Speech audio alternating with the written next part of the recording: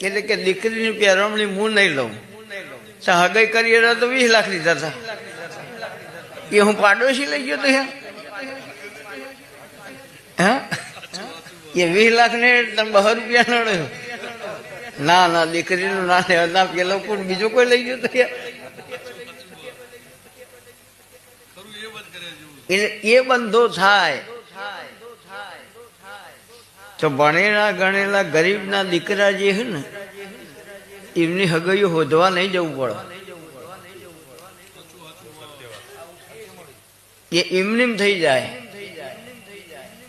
પૈસા વાળાનો દીકરો ગોડો હોય તો એનું હગું થઈ જાય અને ગરીબ તો દીકરો બધી બાજુ બોન વાળો હોય તો એ કે ભાઈ એના ઘેર શું છે મોટિયાળો તો સારો તો યાર હારો એ તને દેખાય